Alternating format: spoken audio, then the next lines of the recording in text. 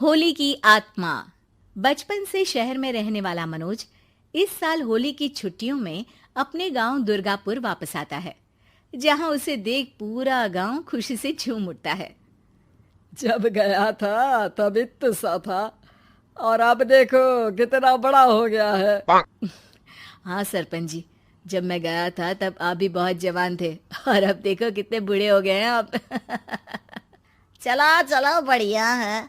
बच्चा घर वापस आ गया। इसी खुशी में आज रात पार्टी होगी। क्या बात है, गांव में भी पार्टियां होने लगी। वैसे अगर पार्टी की बात है तो आज क्यों सीधा होली पार्टी करते हैं। होली पार्टी की बात सुन चहल पहल में अचानक सन्नाटा छा जाता है, जिसे देख मनोज को कुछ अजीब लगता है, लेकिन तभी सरपंच बात पलट देता है। अब बहुत देर हो गई, चलो सब अपने घर चलो, पार्टी के बारे में कल सोचेंगे। मनोज भी मम्मी पापा के साथ घर आ जाता है, पर होली पार्टी और उस पर पूरे गांव की खामोशी वाली बात अभी तक उसके जहन से निकलती नहीं। पापा, होली पार्टी की बात पर सब चुप क्यों हो गए थे? अरे होगी उनकी कोई अपनी बात। मुझे गांव की पंचायत ही थोड़ी पता है। थक गया हूँ, चलो सो जाते हैं, कल बात करते हैं। पापा की बात मानते हुए मनोज भी सोने चला जाता है। आज तो छुपा लिया, लेकिन हफ्ते बाद जब होली का दिन आएगा तब इसे कैसे रोकोगे?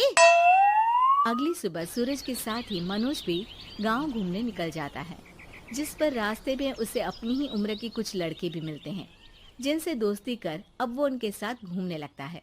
इसी तरह कुछ दिन बीत जाते हैं और होली नजदीक आने लगती है। दोस्तों, होली में 4 दिन ही बचे हैं, पर गांव में उसकी कोई तैयारियां क्यों नहीं दिख रही? क्योंकि यहाँ होली नहीं मनाई जाती। अरे पर ऐसा क्यों? वो राजा भूषण।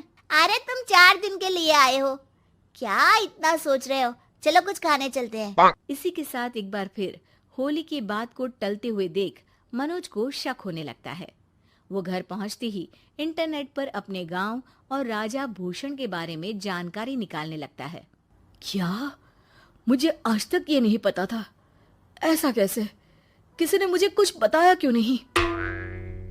सारी जानकारी लेने के बाद मनोज गांव वालों या अपने मम्मी पापा से कुछ पूछे बिना खुद ही उसकी सच्चाई के बारे में छानबीन करने लगता है, जिसके चलते वो राजा भूषण की हवेली में पहुंचता है।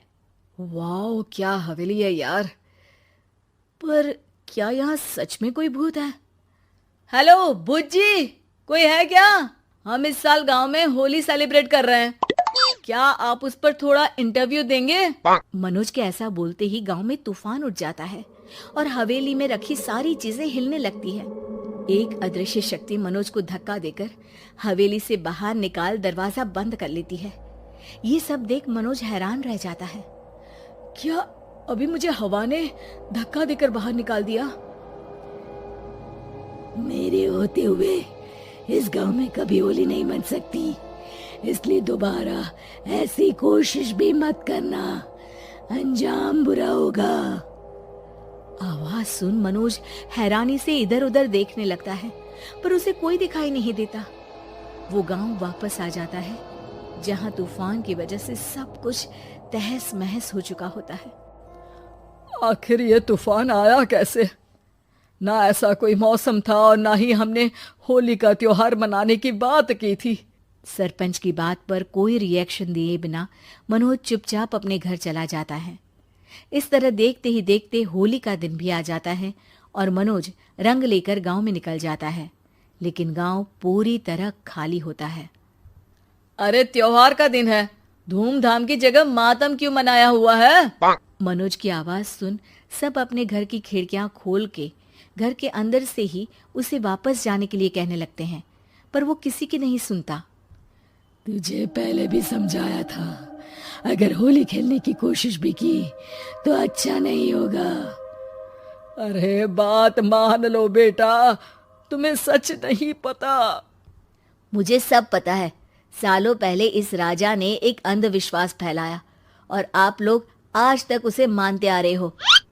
अरे बेटा, जब तुम पैदा भी नहीं हुए थे उससे भी बहुत पहले से इस गांव पर होली का श्राप है।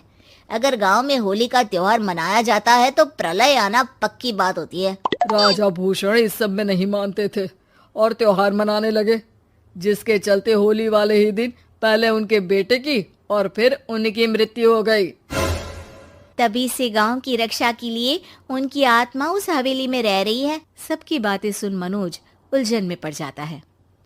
सोचना भी मत मनोज, अगर तुमने इस परंपरा को तोड़ने की कोशिश भी की तो उसका परिणाम इस गांव और गांव के लोगों के लिए अच्छा नहीं होगा। मुझे भी यकीन नहीं हो रहा कि आप लोग एक बेतुकी बात को मानकर सालों से रंगों के त्योहार को मातम की तरह मनाते आ रहे हो।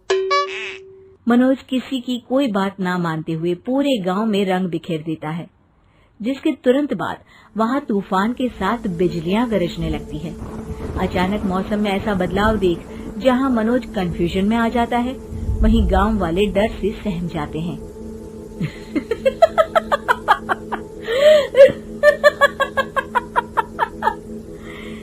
इस लड़के ने हमारे जैसे सिर्फ अपने स्वार्थ के लिए नहीं बल्कि पूरे गांव की खुशियों के लिए यहाँ होली मनाई है, जिस वजह से अब इस गांव पर होली का श्राप टूटता है।